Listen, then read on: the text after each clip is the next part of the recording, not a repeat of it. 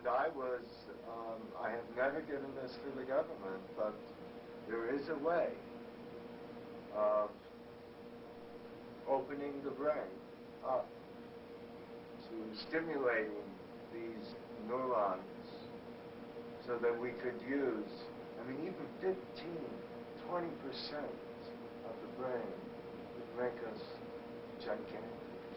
What kind of brain power do the ETs that you worked with? 4 lobes and pretty much most use some backup neuronic inactivity, but from dissections and from,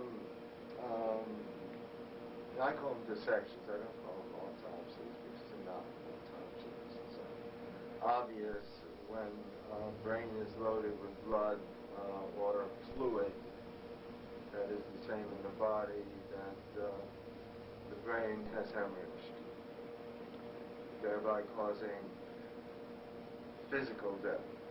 There's been so many different books and so-called experts talking about what they've seen and what they've learned from these beings. There are a lot of so-called experts. There's a lot of pseudo-experts out there, and a lot of...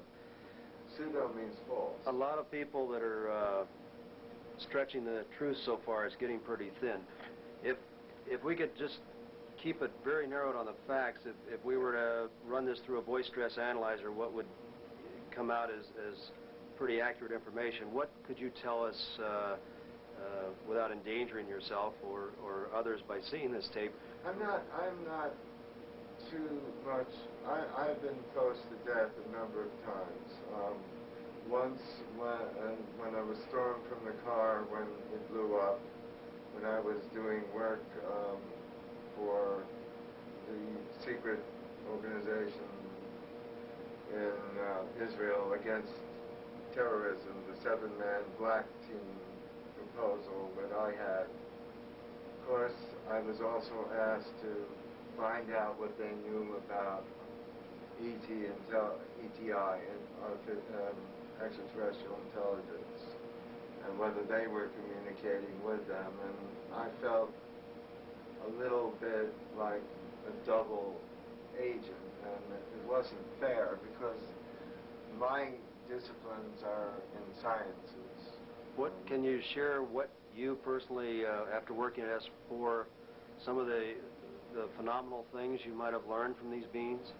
Where they're from? What they think about life, death, God? Well, reticulum, zeta reticulum, zeta reticuli 1 and 2, the binary star system. First, I guess, found out in the Betty Hill map when it was finally analyzed and we had computers to do it. But we knew in 1948 by the first, this was in the Carter briefing, that Eva was his name, a gray, who died mysteriously in 1952 or 53. However, we communicated with him in terms of pictographs and received a giant leap in the space program.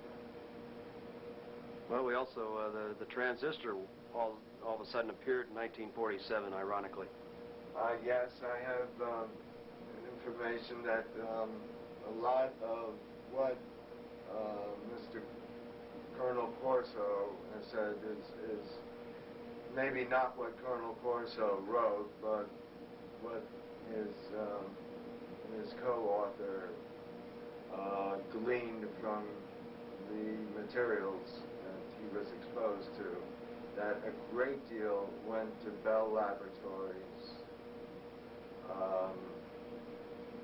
things that the transistor, the light-emitting diode, conductivity, and not the superconductivity that we're striving for, that we happen to have in the back room, but superconductivity in terms of the production all of a sudden of personal computers, the miniaturization of these computers was unbelievable. I mean, and I was pre-personal computer. In 1979, I worked on a system called B7A, which the government promptly took away from me when I finished it. And it had cognition. Now, getting back to some of the things we've learned from these beings other than just where they came from, do you know what their psychological makeup is, what their motive we is? learned that they are in the sort, they're scientists and anthropologists too, and they've been spending, like our anthropologists can spend their whole lifetime studying a civilization in the Amazon rainforest if they haven't been burned out yet. That's something that gets me very angry, that 50 acres a minute are being burned of the Amazon rainforest, which incidentally supplies 60% of the world's oxygen. The World Bank, and an ex-friend, Frank Carlucci, used to be Secretary of Defense, now is working at the World Bank. And the World Bank, I don't know whether Frank's involved, but the World Bank now is financing the burning of the Amazon rainforest. By the way, the yew tree from the Amazon rainforest, first to go when burning, has a cure for ovarian cancer. Did these beings talk about much of what the future is for Earth? Have they shared that with our scientists? They have. They're sharing it with lots of people, and that is that we have the ability to determine our future. It's not written in stone, that we can change, that we're in a process of changing now, and that in this universe everything is connected. One event, for example, the Hiroshima bomb, could affect millions of cultures in the galaxy alone. Negative energy is part of the unified field theory. There's no simplification of the unified field theory. There are people now that are talking about time as a force.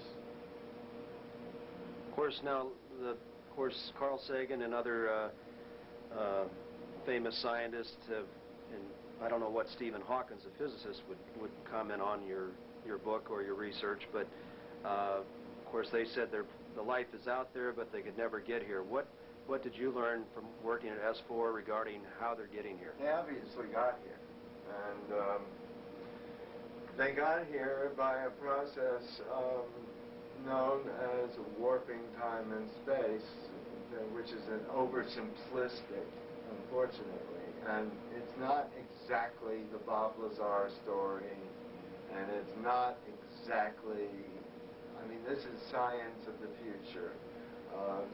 There is energy in space. In my book, I said that the ETI told me that the void is filled, not empty.